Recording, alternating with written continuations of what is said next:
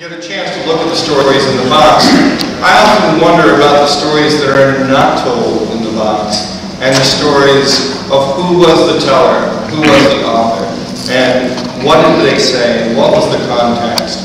And not all the stories are happy, so we need to get rid of the illusion that all stories are happy and easy to tell. Sometimes they're a journey that just needs to be recorded or shared in some way.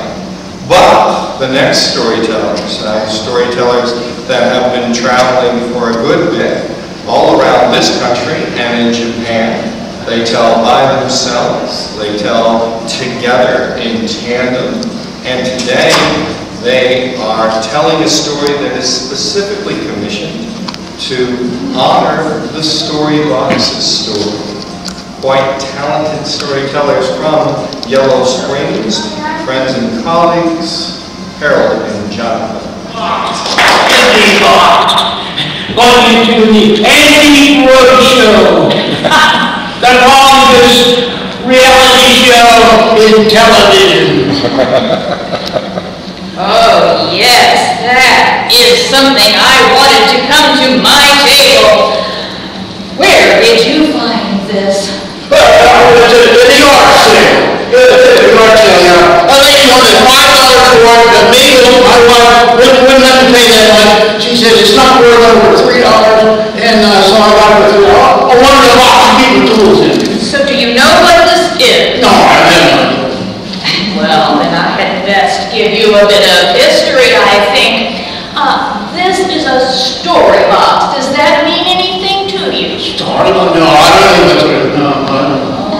Well, we have to begin at the beginning since you don't seem to know about the story box. And in the beginning we're talking, well, when animals still could talk. That is quite a while ago, yes. Yes. And it was in Nigeria that trickster, Anansi the spider, he heard that the sky god, Yahweh, had a story box and he wanted it. A story box? Yes, and so he went up there and he said, what do I have to do to get the story box? Well, the sky god said, you have to bring me the leopard with terrible teeth, the hornet with the sting of fire, and the fairy that cannot be seen. Well, since he was a trickster, he could do these things through a game and a calabash and through a pot of delicious hams. And so when he got these creatures in his net, he took them up to the god Yahweh, who gave him the story box which he brought to earth. He opened it up and the stories flew around the world. Oh, it was so wonderful that they were released. And they were released for a very long time, but I will have to tell you, there was a sad time in America. What's that got to do with it? Oh, I am getting to that. You need to know the provenance of all of this. It happened that the stories in America were not being told until 1974 when there was revival in Jonesboro, Tennessee.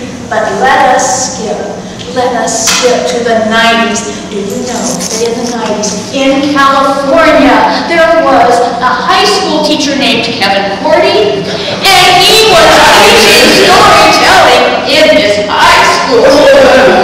Well, he was speaking with many of his storytelling friends, and there was one named Livia who lived in Brazil, and she said, I wish we could share our stories more. Yes. He brought this challenge to his students, and they were belonging to this club called Voices of Illusion. They said, why couldn't we write our stories down, put them in a box? Put them in a box! We can call it the story box. And we could send it down to Brazil, and then they could tell our stories and put their stories in. Well, I guess that first box had quite a history. Yes, it went from there to Argentina, and then I think it went to perhaps London. It went many, many places, but it did get home. It did get home. It's just one of them? No. This is from the time that Kevin was going for his doctoral degree, and he was coordinating with the Multicultural Center in Ohio State. And they decided that they were going to get story ambassadors from many agencies and schools and churches and little towns a lot of them in Ohio. And have story ambassadors get a story box and put the stories in it from their place of location. And this one is the famous knit-knot box. Now, you have certainly heard of the Jaffa Girls. No, I don't. Well, let me tell you about the Jaffa Girls. They became quite famous through the internet and their fabric art. They were putting their fabric art around the trees of Yellow Springs and on the poles of the signs and on benches. On benches? Yes. It was Green, Veritable Blue, and Nancy Mellon, the Jaffa Girls. They worked with yarn and they worked with felt. And so the story ambassador in Yellow Springs was Jontha Wright, and she commissioned this from the Jaffa Girls. From the Jaffa Girls? Oh, yes, was knit. Yes. You know, the story boxes had a very long history. They came in June of 2009 together in the and they were sent out to many places. This box, I understand, traveled to Ireland. It traveled to Israel. It went to Canada. Oh, it went many places. Yes, and for a while it was retired at the Historical Museum of Yellow Springs, but on request it would still go out.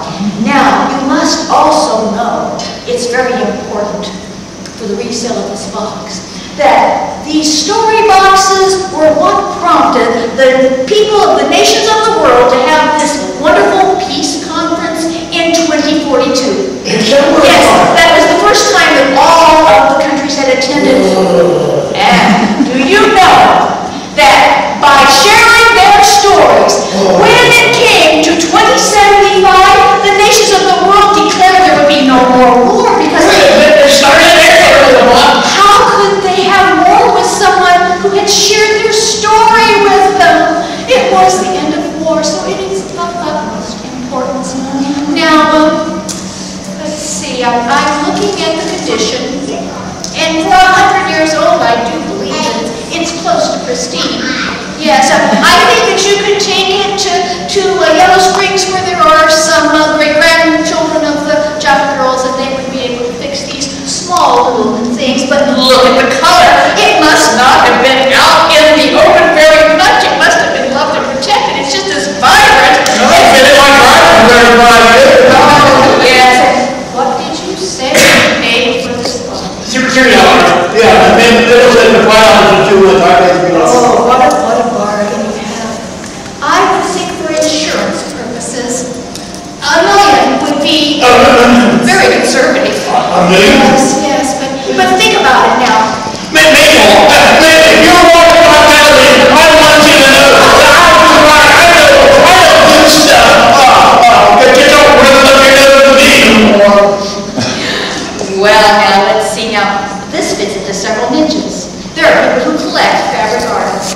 There are people who collect the art of Yellow Springs or anything to do with Yellow Springs. But what about its association with Ohio State? Think about those avid fans. So, if we got into a bidding war, I was going to make a crowbar, man. I was going to put the tools in there, but I couldn't figure out a way to open it. I'm so glad you didn't do that.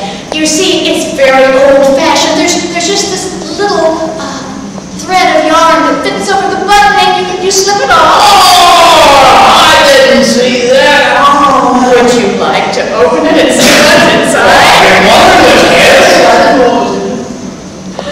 Oh, it still has the stories. Oh, I see stories from its original launch back in 2009, and oh, I see stories from 2010 and from mid-21st century. Oh, look, they're escaping. They're going out to the world again. And the stories went from there all over the world. And you know, the people that heard those stories lived happily ever after.